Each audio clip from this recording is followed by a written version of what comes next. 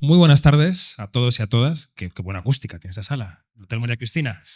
Bienvenidas, bienvenidos a esta jornada tan especial. Yo creo que para todo el equipo de Audible en España, porque se presentan en sociedad dos producciones, dos ficciones sonoras muy importantes. Mi nombre es David Martos, soy el director de Quinótico, es un medio especializado en la información sobre industria audiovisual. Y justamente hoy es un gran día para poner de relieve que el audio es parte de esa palabra, de audiovisual. Y en eso estamos, ¿no? Vamos a presentar a quienes nos acompañan esta mañana. A mi derecha está Arantxa Zunzunegui, que es la productora de contenido original de Audible en España. ¿Cómo estás, Arantxa? Muy bien, encantada de estar aquí. Igualmente. Manel Loureiro, que es el autor de Apocalipsis Z, que tantas alegrías le ha y nos ha dado. Manel, ¿cómo estás? Estoy encantadísimo de estar en el Festival de Cine San Sebastián y precisamente, pues como bien decías, trayendo algo diferente, el audio, ¿no? Era lo que te faltaba un poco, ¿no? Porque También. tenía tantas vidas, tu Apocalipsis. Esto, bueno, ya te lo contaré después, pero sí, esta es una de las nuevas reencarnaciones que tiene esta historia y tengo que decir que para mí, personalmente, es posiblemente la más emocionante y la más apasionante. A su derecha está un actor al que no hace falta que os presente, pero voy a decir que es Javier Rey, que es el protagonista de la ficción. ¿Cómo estás, Javier? Muy bien, muy feliz de estar aquí con vosotros. ¿Algún zombie por ahí detrás de la silla? No, todo bien. Ahora miro para atrás todo el rato, después de hacerlo. Y Manuel Sanabria, que es el director de la ficción. ¿Cómo estás? Muy bien, muchas gracias. Encantado de estar aquí con todos vosotros. Director de cine y de Tierra, Mar y Aire. Tienes un currículum extenso y variado. Sí, un poquito de todo lo que me dejan. Series, películas, ficción sonora, encantado, sí. Muy bien. Arantxa, ¿cómo nace la idea de que Apocalipsis Z, el principio del fin, sea esta ficción que lleva varias semanas en el número 1, que ya está disponible, vamos a decirlo? ¿Cómo surge? ¿Cuál es la primera semilla? Pues la oportunidad de este proyecto salió en una de las reuniones periódicas que mantenemos desde Audible Originals con nuestros compañeros de Prime Video. Ellos son conscientes de que, bueno, intentamos siempre buscar temas de colaboración, cómo podemos colaborar entre nosotros, y ellos sabían que en Audible, bueno, nos gusta apostar y queremos apostar por bestsellers, por adaptaciones de bestsellers. Entonces, en esta reunión me destacaron, oye, estamos produciendo la adaptación a película de Apocalipsis Z, de Manel Loureiro, ¿qué te parece, no? Para Audible igual, una ficción sonora, y yo fue como... Vale, sí, perfecto. O sea, es que es lo que estábamos buscando, ¿no? Porque en realidad para Audible poder adaptar un bestseller como Apocalipsis Z con un autor como Manel, que bueno, que es una bestia de la literatura aquí en España, además con una proyección internacional brutal, pues bueno, era como, pues sí, ¿no? Y luego una historia que no es una historia, que es un universo, porque Apocalipsis Z tiene diversos volúmenes, entonces es todo un universo con un fanbase muy consolidado, con posibilidad de pues, serializar la ficción, si la cosa salía bien, y sobre todo tras la estela del super éxito de la peli en Prime Video, porque a nivel global fue... pues bueno, ha sido un pelotazo. Y ahí surgió la idea y a partir de ahí ya fue pues empezar a construir, decir, a ver, ¿quiénes son los mejores para hacer esto? ¿No? Y que son, bueno, parte del equipo, pues los señores que están aquí, Javier Rey, por supuesto, y Manuel Sanabria, ¿no? Un director que a nosotros en Audible nos da una confianza porque ya sabe lo que es dirigir una ficción sonora. Y así empezó. Charlábamos con Manel fuera de micrófono y me recordaba que Apocalipsis Z tiene ya casi 20 años. Sí, me he ido haciendo mayor por el camino. Yo creo que todos vamos en el mismo camino y que ha tenido muchísimas vidas, ¿no? Pero si echamos atrás la vista atrás, ¿cómo surgió Apocalipsis Z? ¿Qué querías contar en ese momento y cómo conseguiste ser tan visionario? Porque habla un poco de nuestro mundo, ¿no? Bueno, ahora me encantaría poder decir que todo formaba parte de un plan, ¿no? Que lo tenía clarísimo, que era un tipo inteligente, que tenía trazado el rumbo. Estaría mintiendo. Esto empezó por accidente, ¿vale? Yo era abogado. Ahora tenéis que viajar conmigo al año 2005, verme vestido pues, de traje entallado, corbata, un mercenario bien vestido, que es lo que es un abogado. Y la literatura jurídica a mí me estaba asfixiando un poco, ¿no? Entonces necesitaba escribir algo que fuese diferente a lo que estaba haciendo, de querellas, recursos, demandas, contestar a las querellas, a los recursos, a las demandas. ¿Sabéis? Este lenguaje, el otro sí digo, las dobles negaciones, que lo hacemos para liar un poco a la gente para que penséis que es más complicado de lo que estamos haciendo en realidad. Resulta que lo más alejado que había desordenado mundo era una historia donde de repente todo se derrumbaba, donde nada de lo que damos por sentado funciona. Una historia de un abogado, como era yo, que vivía en una pequeña ciudad de provincias, como vivía yo, al que de repente la realidad le sobrepasaba por completo. Empecé a escribir aquella historia en un blog de internet. ¿Por qué un blog? Pues porque era lo que había. Estamos hablando de una época en la que no existía Instagram, no existía Twitter, Facebook era una cosa que utilizaban 4 colgados en Estados Unidos. Lo que no podía suponer es que aquello iba a explotar y que de repente se iba a transformar en un fenómeno viral con millones de lectores en todo el mundo. Aquella historia se transformó en un libro, el libro se transformó en un bestseller y marcó un cambio en mi vida, evidentemente, porque a partir de ese momento yo me dediqué a otra cosa y sobre todo porque me di cuenta que la historia que yo había querido contar conectaba con muchísima gente, porque la historia, en el fondo, más allá de la peripecia, es la historia de una persona normal que se enfrenta a una situación absolutamente extraordinaria. Alguien que de repente se tiene que encontrar en un punto en el que todos sus conocimientos son absolutamente inútiles y que lo único que le va a mantener con vida, lo único que le va a permitir salir adelante, es su humanidad y su inteligencia. Y eso creo que reflejaba muchísimo cómo nos sentimos hoy en día. Es decir, qué es lo que nos hace especiales en un mundo donde tendemos a la uniformidad, donde todo el mundo se copia, donde todos somos un poco zombies. Y lo que no queremos es ser parte de la masa, sino que queremos ser especiales. Fíjate tú, a partir de ahí, queriendo contar esa historia, ¿dónde estamos ahora? Bueno, de todo. Lo que decíamos de Prime, cómic, en fin, ha tenido mil vidas y quizá le falte alguna, ¿no? Manuel, cuando llega a tus manos este proyecto, claro, yo lo que voy aprendiendo a medida que aprendo más sobre ficciones sonoras es que cada una tiene una peculiaridad y hay que contarle a la gente a través del audio cosas que en otro medio podría ver, quizá, ¿no? ¿Cuáles son las particularidades de Apocalipsis Z? ¿Cuáles eran los ingredientes que tenías que cuidar especialmente en esta ficción? Pues en este caso yo venía de dirigir también para Audibles.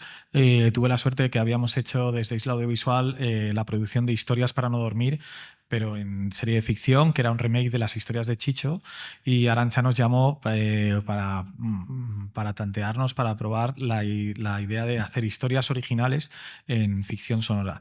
En este caso era una cosa completamente distinta porque era partir no ya de una historia que estaba escrita, sino de una novela de mucho éxito que además yo conocía porque Manel y yo, casualidades de la vida, hace como 13, 15 años. Mucho. Coincidimos cuando él, al poquito de escribir Apocalipsis Z, yo había creado una serie de zombies que se llamaba Rabia y habíamos coincidido en un acto de prensa y nos conocíamos, conocía su novela y de repente, pues cosas de la vida, años después, pues tuve la suerte de coincidir con esto.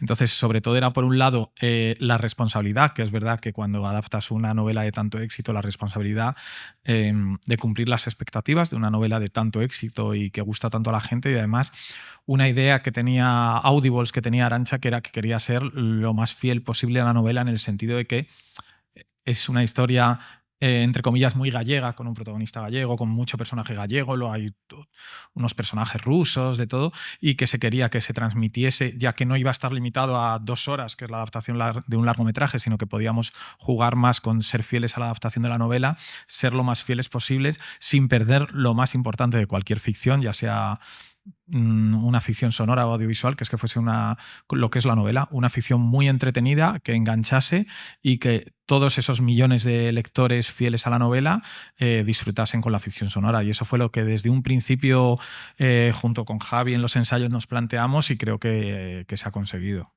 Pues con Javier, para completar esta primera ronda de intervenciones, ¿cuál era tu relación inicial con Apocalipsis Z cuando llegó la propuesta? ¿Qué pensaste sobre ella y cuáles viste que podían ser los retos o las dificultades o las oportunidades de hacer este trabajo?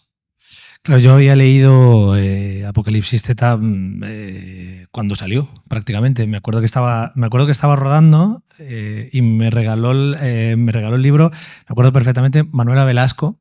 Dijo, acabo de leer esto, pasa en Galicia, claro, soy gallego, creo que te va a encantar. Y me la devoré, la verdad. Y ahí fui de los primeros lectores, probablemente. Y conocía el proyecto, luego he visto películas, o sea, he visto todo cómo ha evolucionado. Pero claro, cuando a mí se me presenta esto, yo nunca había hecho ficción sonora, entonces es claro que hay algo que dices, bueno, sí, está guay, pero no sé si voy a ser capaz de hacer esto porque no lo he hecho nunca. Entonces sí que es verdad que hay algo que ha habido un caldo de cultivo muy, muy guay porque Manu me lo ha puesto como muy fácil, prácticamente me ha enseñado un poco a hacerlo, como quien dice, hasta encontrar un punto de comodidad y un poco de saber hacer para intentar darle vida al personaje desde un lugar que al final estás en un estudio de pie, que no, lo que es vivencial, que es lo que normalmente suelo hacer, no tenía esas herramientas. Entonces ese era un poco el reto. ¿Cómo vamos a darle vida a algo donde estoy metido en un cubículo? Eso te iba a preguntar, una vez que lo has hecho, una vez que ya has hecho una ficción sonora, ¿cuáles son las diferencias como actor, las ruedas que tienes que regular en tu trabajo para que esto salga bien, que no haces en un trabajo que sea visual, ¿no? ¿De qué herramientas tiras? Te diría que es casi hasta completamente diferente. Porque normalmente cuando haces una peli, cuando estás, una serie, cuando estás trabajando, hay algo de la imagen, es decir, la palabra no es tan importante. Es decir, la palabra es la excusa para lo que está ocurriendo en el momento, es algo vivencial, está ocurriendo. Entonces, en mi cabeza se generan imágenes que luego se traducen en palabras, ¿no? Ese sería un poco la versión más simple de lo que podría ser un acting. Aquí pasa un poco al revés. Aquí lo lees y lo estás vivenciando a través de que lo lees. Hay un punto como hasta de retardo ahí. Y luego tienes que darle una intencionalidad porque la gente no lo ve. Entonces eso es un reto y ahí estaba Manu para sacar el látigo y decir, que se nos da que... Entonces había ahí como algo de que fui aprendiendo un poco a comunicar cosas que comunico de otra manera con los personajes en las pelis y donde al principio me asustaba un poco, la verdad, acabé cogiéndole gustito. Mira. ¿Y por qué justo Arantxa este título? O sea, ¿qué tiene Apocalipsis Z para que encaje en vuestro catálogo, en vuestra estrategia? Bueno, Apocalipsis Z, antes he explicado un poco la estrategia general. Yo creo que aquí nos tendríamos que ir un poco a lo que es la apuesta de Audible por la ficción sonora y el tipo de proyecto por el que íbamos. Entonces, bueno, lo que he explicado antes, ¿no? Que haya un autor solvente detrás, que podamos montar una producción con gente preparada y que sabe defender el proyecto. Y luego, por supuesto, también la audiencia a la que vamos. Quiero decir, yo creo que Apocalipsis Z nos da, en ese momento rellenaba ese espacio de ciencia ficción, de aventura, de supervivencia que nuestros suscriptores que aman, ¿no? Entonces, pues ahí fue como, bueno, es un muy buen título, una muy buena apuesta para este año, que se ha demostrado, ¿no? Luego en los resultados de cómo está yendo. Y no hay barreras de géneros, ¿no? Todo se puede ilustrar a través del audio, porque aquí pienso yo en las carreras y en los zombies y, claro, me voy a la parte artística. ¿Cómo se elige cuánto de zombie se pone en una ficción sonora? ¿Cuánto de rugido, de borboteo, de miembro cayendo al suelo? Bueno, en el caso de esto, que es una ficción sonora, no es sencillo porque juegas solo con el sonido, que es una cosa maravillosa, pero que por supuesto es muy goloso el poner gritos y rugidos por todos sitios, pero es una cosa que desde Audibles desde el principio lo tenían clarísimo, que saben mucho más que yo de esto y que había que medirlo muy bien para llegar al punto exacto de hasta dónde podíamos llegar a jugar con el sonido. ¿Vale? Y la verdad es que ha sido muy divertido porque al final yo como director en este caso realmente es muy divertido el poder estar en un estudio de sonido probando y jugando con los actores, en este caso en un 80% por lo menos con Javi, porque he de decir que es una adaptación un poco especial porque el 80% es exclusivamente Javi Rey y hay algunos capítulos en los que solo se oye su voz y hay distintos tonos porque hay grabaciones, hay un diario sonoro, sufre porque le están persiguiendo, pero era una exigencia para los dos, pero sobre todo para él, de estar muy, muy encima de eso. Van a ser 50 minutos donde solo se te oiga a ti y hay que medirlo muy bien. A eso añadido que esto se grabó más o menos en mayo y en mitad de un capítulo, grabando una invasión zombie, de repente se apagó el estudio de sonido en el centro de Madrid, salimos a la calle, no había móviles, no había luz y fue el apagón famoso. Apocalíptico en sí mismo. Y fue como, este es el fin del mundo. Porque realmente nos pilló el apagón en mitad de la grabación y yo ahí me asusté, dije, esto ya es la intrahistoria total grabando esto. Fue realmente una cosa curiosa, por decir algo. Hemos hablado, Manel, de todas las vidas que ha tenido Apocalipsis y te quería preguntar cómo te relacionas con esas vidas. Es decir, cuando escuchaste esta ficción, ¿qué pensaste? Pensé que ojalá me hubiese encontrado con esta posibilidad hace 15 o 20 años, porque capta perfectamente qué era lo que yo quería contar en ese momento. Es verdad que cuando escribes una historia, y cada vez más, además, los escritores poco a poco nos hemos ido transformando en creadores de contenidos multimedia, ¿vale? Es decir, la época en la que tú escribías un libro y un libro solo era un libro, cada vez queda más atrás, cada vez creamos más historias que al final se pueden contar de distintas maneras y en distintos soportes. Es decir, un libro es eso, texto, sobre ese negro sobre blanco, pero es que al final también puede ser una película, puede ser una serie, puede ser un cómic, puede ser una obra de teatro, un juego de mesa, fíjate tú, o sea, la cantidad de vidas que ha tenido esta historia en concreto, o puede ser una ficción sonora, que en un audiolibro. La verdad es que la primera vez que me lo plantearon, que empezamos a hablar, que Arantxa me planteó esta historia, no era capaz de entender. Es decir, al principio pensé que lo que me estaban planteando era hacer un audiolibro. Fijaos que es totalmente distinta, ¿no? Es decir, un audiolibro es un señor leyéndote el texto del libro con mayor o menor gracia. Recuerdo que, lo comentamos ahí fuera hace un momento, recuerdo que los primeros audiolibros en España, como las editoriales apostaban entre poquito y nada por ellos, ¿no? Cuando te mandaban los casting de voces para que escogieses, podías escoger entre la mala, la pésima y la horrible, ¿no? Entonces tú escogías la menos mala. Poco a poco se dieron cuenta de que los hábitos de la gente habían cambiado y que ya les apetecía escuchar historias. Pero es que esto es un paso más. Es que esto de repente te encuentras con que tienes a personas con un talento extraordinario, un talento interpretativo extraordinario o un talento de dirección extraordinario, o gente como en Audible que tienen la visión de crear algo diferente, y lo que me proponían era una aventura apasionante. Para mí, como autor, era una aventura apasionante. Siempre es apasionante. Es decir, cuando un libro sale y funciona y tienes millones de lectores, es genial, no lo voy a negar. Cuando se transforma en una película, como fue en este caso de la mano de Prime Video, además, y se transforma en la película más vista de toda la historia de Prime Video a nivel mundial, también está muy bien, no lo voy a negar.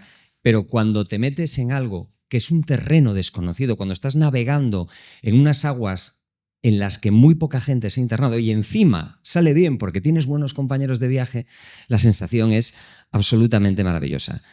Ahora mismo, lo que me arde dentro no es esto, sino lo siguiente que vayamos a hacer, porque estoy convencido de que después de este proyecto vamos a hacer algo más juntos, que Audible y yo vamos a hacer algo más juntos, y espero contar con los mismos compañeros de viaje en los próximos saltos.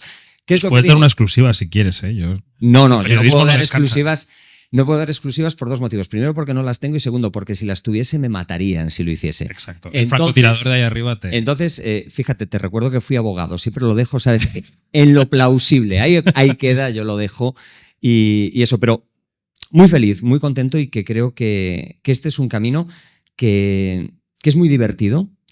Es divertido para vosotros, para el público, para quien pueda escuchar esta historia, de verdad. En serio, no sabéis lo que es escuchar esto con el Dolby Atmos, bueno, es una locura, merece muchísimo la pena. Profesionalmente creo que es un reto interesante, diferente, y yo simplemente lo único que puedo decir es que estoy muy agradecido. Hablemos de vuestro trabajo artístico, Javier y Manuel. ¿Cómo de gallego tenía que ser este personaje?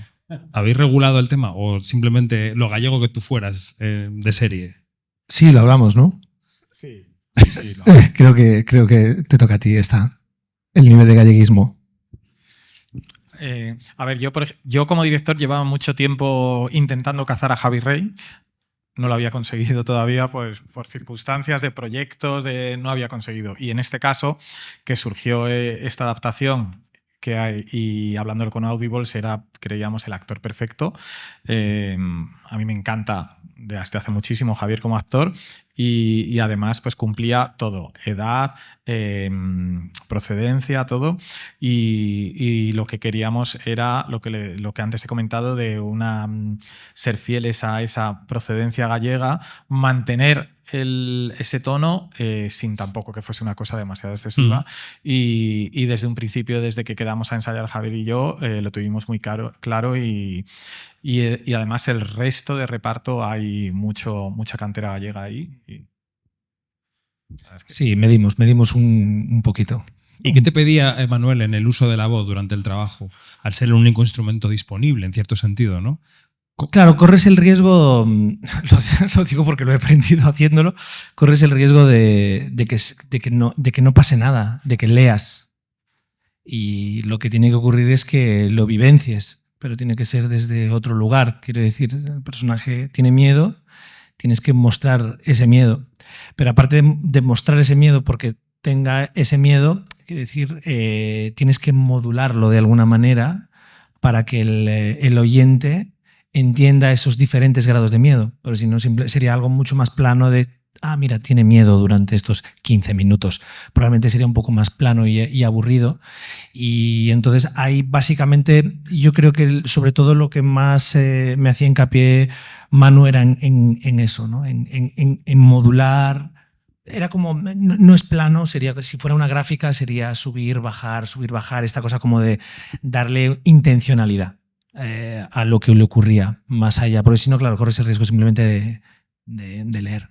Sí, no solo el miedo, perdona, porque es que lo hay en la novela de Manel, que por supuesto hay momentos de terror cuando hay ataques hacia su personaje, sino hay momentos de emotividad, de que pierde a su familia, deja atrás a toda su familia, y eso es lo que había que modular mucho, de mezclar los momentos de suspense, de terror, de emoción o de esperanza, que también los hay en la novela y los hay en la ficción, también en la ficción sonora.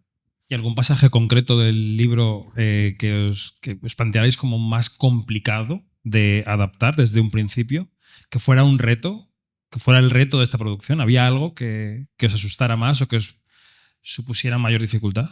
Para mí personalmente, el principal reto era el protagonismo tan claro de un solo personaje. Para mí sí era difícil en una ficción sonora. Seguramente en una ficción convencional de imagen también lo sería, pero aquí insisto que había capítulos donde casi solo exclusivamente era Manel. Y donde además se optó, para mí muy acertadamente, en que no hay un narrador que te va contando el personaje avanza. No, todo está contado en primera persona por el personaje que interpreta Javi Rey, y ese era el principal reto, que fuese adictivo y muy entretenido, contando a veces solo con la narración del personaje protagonista. Y eso era complicado, pero creo que se ha conseguido. Aparte consiguieron una cosa que para mí me parecía dificilísima. En la historia, el protagonista está solo prácticamente todo el tiempo, pero es una soledad buscada porque yo lo que necesitaba es que hubiese esa sensación de angustia, de tensión, de el mundo se está yendo al diablo y no tengo de quién apoyarme. Lo que pasa es que en la novela el protagonista se apoya en su gato, ¿vale? O sea, ¿por qué un gato? Porque un gato era perfecto. Es decir, un gato no tiene la emotividad de un perro, ¿no? Es decir, no sé, los que tengáis perros sabéis que los perros, vamos, o sea, menos darte abrazos porque no le da la articulación de la pata, ¿sabes? Son casi como personas. Los gatos te quieren a su manera, ¿no? Entonces, y se van. Te quieren y se van. Un gato es el animal que tú llegas a casa después de 15 días y te mira con desprecio, ¿sabes? Ya estás aquí. Entonces el gato era genial, no era ni emotivo como un perro, no era una persona, era perfecto. Claro, ¿cómo trasladas esa sensación, cómo trasladas eso a un sitio donde el que vas a hacer? Que haga miau, ¿sabes? O sea, no, era muy difícil, era muy difícil. Y fueron capaces de solventar esa papeleta, de saltarse eso, creando a través de esa emotividad de la que le dota Javi y conseguir que esa emoción, que esa tensión, que ese desarrollo emocional, que esa válvula de escape que era el gato en ocasiones, se traslade de otra manera. Creo que eso es, quizás para mí, técnicamente era lo más difícil y está resuelto de una manera brillante. Bueno, pues tenemos un pequeño regalo para vosotras y vosotros. Vamos a escuchar un fragmento de esta ficción sonora. Enseguida le damos paso. Antes os anuncio que después vamos a abrir un pequeño turno de preguntas, así que si queréis preguntar algo a nuestro elenco podéis hacerlo. Id pensando. Vamos a escuchar este fragmento de Apocalipsis Z, el principio del fin.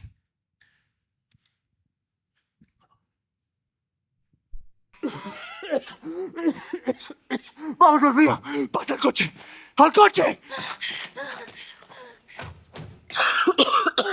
¿Dónde está Víctor? No podemos irnos sin Víctor. ¡Arranca, Manel! ¡Sácanos de aquí! Que no podemos irnos sin Víctor. Cecilia, está en la salida. Y va hacia la salida. No vamos a irnos sin Víctor. ¡Cuidado, Manel! ¡Joder! No se ve nada con el humo. ¿Puedes ver la carretera? Eso intento. La salida. Ahí está la salida. Vamos, Víctor. Vamos, joder, ¿dónde coño estás? Joder, no veo una puta mierda. ¿Dónde vas? Lucía, ponte al volante. Toma el fusil. Si en 2 minutos no estamos aquí, os largáis. ¡No! 2 minutos. Padre nuestro que estás en los cielos, santificado sea tu nombre. Venga a nosotros tu reino. Hágase tu ¡Sergio, aparta de la ventana! ¡Aparta! voluntad. ¡Lucía! ¡Lucía! ¡Ay! ¡Otra!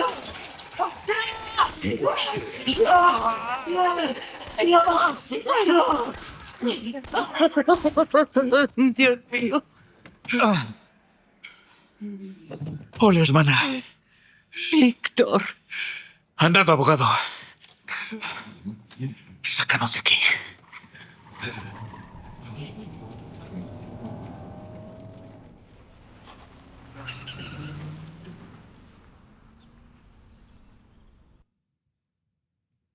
Bueno.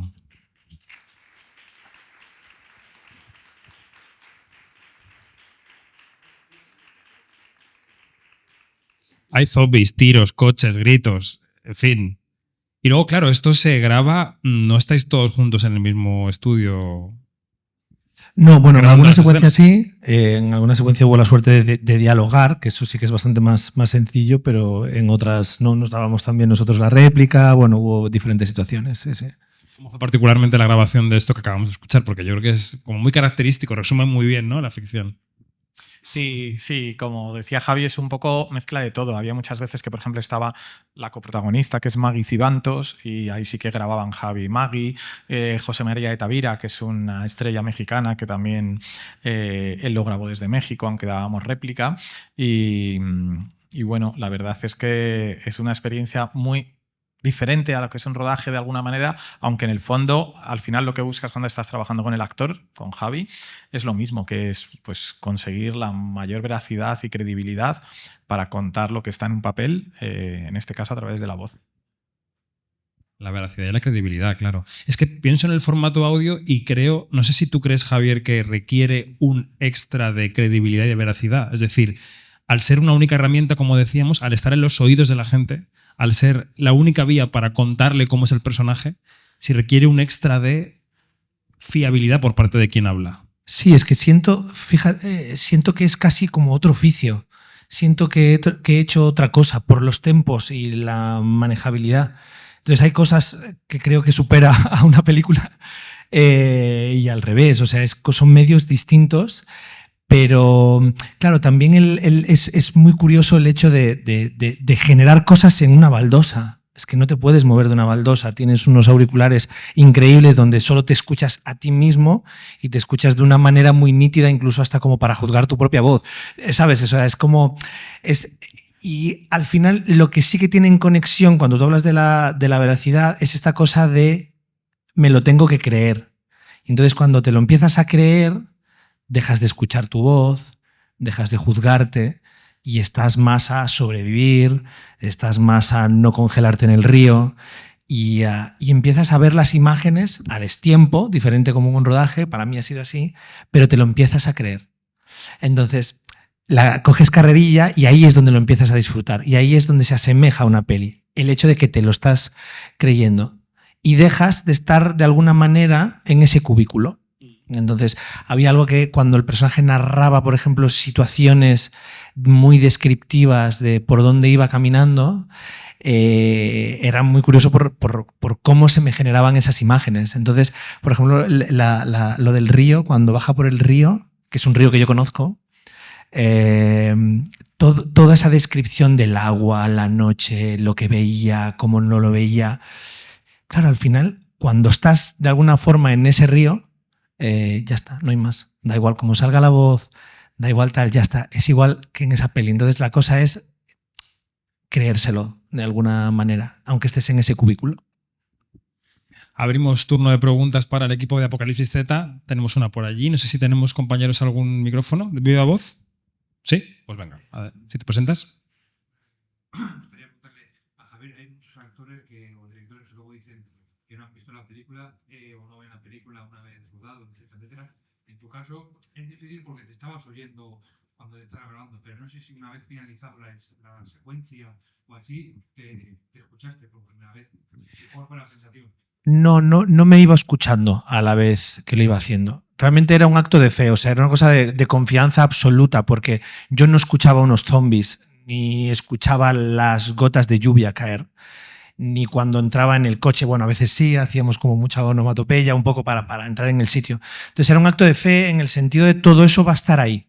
Yo de alguna forma lo veo, me lo creo, juego a que está, porque luego lo van a poner. Y claro, luego cuando lo escuchas dices, ostras, lo han puesto que te cagas, porque funciona muchísimo, muchísimo. Funciona muchísimo más que como yo lo tenía en la cabeza. Yo recuerdo la primera vez que escuchaste cómo quedaba uno de los capítulos, dijiste, hostia, pues queda muy bien, es verdad, claro. Porque es lo que él dice, hacíamos onomatopeyas de una manera más o menos cutre, pero para darle un poco de... Un derrape. ¡Eh, cuidado! Entonces, hacíamos cosas así, pero es para creértelo. ¿Sabes? Para no juzgarte pensando que no salga el ojo y que te mire en plan, ¿qué estás haciendo? ¿Estás haciendo derrapitos aquí delante de Manu? ¿Sabes? Entonces, te lo empiezas a creer y te lo empiezas a creer. Entonces, generamos un código entre los que estamos ahí dentro donde todos nos lo creemos y empiezan a pasar cosas. Y eso es muy divertido, la verdad. ¿Alguna pregunta más? Por ahí atrás, adelante.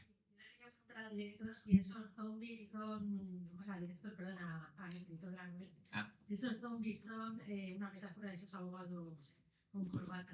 ¡Wow! Vale. A ver cómo digo esto sin ofender a nadie. No, mira, a mí una cosa, fíjate, cada generación tiene sus miedos, ¿no? Si te vas a pensarlo, lo del zombie es un monstruo pop. Pop me refiero a que es un monstruo moderno, ¿vale? Esto lo inventa George Romero, otro director, allá por los años 60, que de repente coge las cosas del folclore, del vudú haitiano, ¿no? Y lo mezcla lo mete en una coctelera y le sale este personaje moderno, este monstruo pop que sucede, que es el primero que triunfa realmente a nivel mediático. Lo hace genial a nivel artístico, lo hace fatal a nivel industrial porque se olvida de registrarlo. O sea, el tipo es un director brillante, pero es un empresario pésimo. Y como se olvida de registrarlo, cualquiera puede coger ese personaje después y utilizarlo, que es lo que hicieron durante décadas muchos exploitations, ¿no? ¿Qué pasa? ¿Qué es lo que simboliza? Fíjate, simboliza la pérdida de identidad, lo que no queremos ser. Si te das cuenta, todos los monstruos tienen un rasgo que les hace especial, que les hace llamativo, ¿no? Es decir, el vampiro simboliza, bueno, el viajero a través del tiempo, que se tiene que alimentar de la sangre, es elegante, es guapo, es atildado, ¿no? El hombre lobo es una fuerza de la naturaleza que se desata descontrolada cuando hay luna llena. Nadie quiere ser un zombie. Visten mal, huelen mal, se mueven fatal, tienen una conversación pésima. O sea, no son atractivos. Siempre queremos ser los otros. Lo que simboliza es la pérdida de identidad. Lo que te hace especial a ti, lo que le hace especial a él, es lo que te diferencia. Tu forma de ser, tu forma de vestir, tus ideas, tu carácter. Si pierdes todo eso, de repente, ¿qué eres? Eres un número, eres masa. Nadie quiere ser masa, todos queremos ser especiales. Y vivimos en un mundo que nos despersonaliza un montón, ¿sabes? Luchamos todo el rato, todos los días, luchamos por ser nosotros, por ser especiales, por lo que a él le hace diferente, por lo que a ella le hace diferente. Perder esa identidad es lo que nos da miedo. Eso es lo que simbolizan los zombies. ¿Alguna pregunta más? Yo quiero decir que me parece súper complicado el hecho de llevar a cabo el audio para que tú te lo creas, pero ya el hecho de él al hacerlo, porque es totalmente tan diferente a lo que puede ser interpretar en una película, que al final lo que tú decías antes de hacer gestos y todo te lleva a que tú te metas en el papel y tal, pero el hecho de que todo tenga que ser con voz sin tener herramientas externas, que tú te lo creas de primeras, creo que tiene que ser súper difícil de hacer. Que te tiene que llevar un proceso que de primeras tú mismo lo tienes que estar hasta pasando mal y decir que sea creíble lo que estoy haciendo. porque eso, no ponerte en el lugar de que no tienes nada corporalmente, porque tú mismo cuando lo hacías, el audio, tú hacías gestos corporales como si estuvieras actuando en una película. Sí, claro. O sea, probablemente he hecho todo lo que no hay que hacer en un set de grabación. Sí, porque, claro, al final tú te das cuenta que la gente que se dedica a trabajar simplemente con la voz probablemente no se muevan. Tienen el instrumento tan sumamente controlado. Yo no. Yo, a no ser que el personaje tenga una particularidad, no salgo en lo que piense. Pero al final acaba siendo un poco casi como todo. Pues desde la propuesta me dio un miedo, tuve dudas, no he hecho esto, ¿para qué? Quiero decir, me gustaba la novela, Manu me gusta, entonces, bueno, pues esta cosa de la confianza, el saber y por qué no, y vamos a probar, es algo nuevo. Entonces, bueno, es echarle tiempo, confiar en los que saben más que tú y la cosa va saliendo. Supongo que es casi como en todo. Confiar, hacerlo y al final incluso comprender, particularizar y al final acabar disfrutándolo. De haber encontrado como el camino. No sé si es el camino habitual con el que se hacen estas cosas, pero yo he encontrado como ese caminito y la verdad que lo he disfrutado mucho. Pues Apocalipsis Z, el principio del fin, ya disponible en Audible. Muchas gracias a Manuel, a Javier, a Manel y a Arantxa por presentarnos esta ficción. Vamos a hacer una pequeña pausa de 15 minutos, vamos a tomar un café ahí fuera y a la vuelta vamos con Orgullo y Prejuicio. Muchísimas gracias a los cuatro.